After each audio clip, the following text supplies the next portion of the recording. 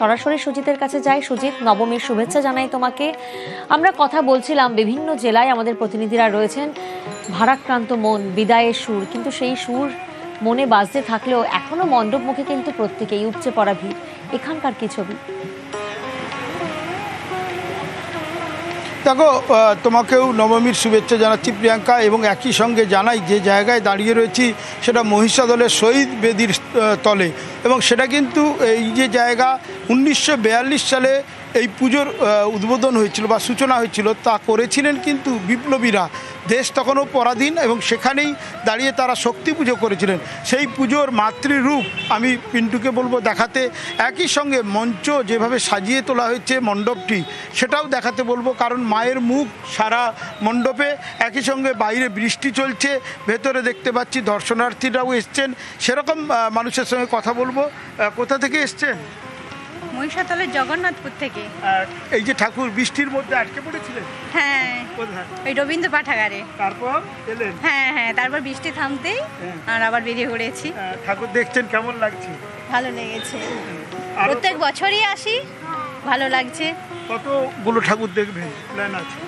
পুরো মহিষাদলটাই টোটো নিয়ে বেরিয়েছি। তাই? হ্যাঁ, ভালো লাগছে তো? ভালো লাগছে।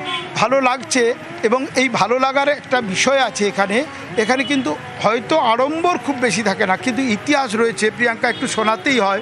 1942 সালে কারা এটা পুজোর সূচনা করেছিলেন?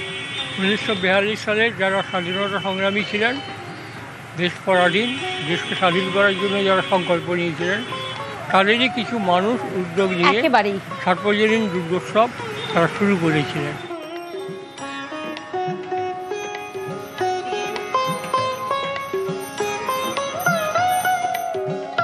এত প্রস্তুতি, এত আয়োজন, আর আজ শেষ ল্যাপে আমরা বিদায়ের সুর, ভারাক্রান্ত মন। আর এবার আপনাদের দেখাবো বন্ধ চা বাগানে ধুনোর গন্ধ। জলপাইগুড়ি সদরের রায়পুর চা বাগানের 75 বছরের দুর্গাপুজো। সালটা 2018 সাল থেকে চা বাগান বন্ধ, আর কাজ হারিয়েছেন 650 শ্রমিক। কিন্তু শ্রমিকরা দুর্গাপুজো বন্ধ করেননি। তাঁদের আশা, মা একদিন মুখ তুলে তাকাবেন। বন্ধ চা বাগানে তাই প্রতি বছর ঢাকের বাদ্যি বাজে।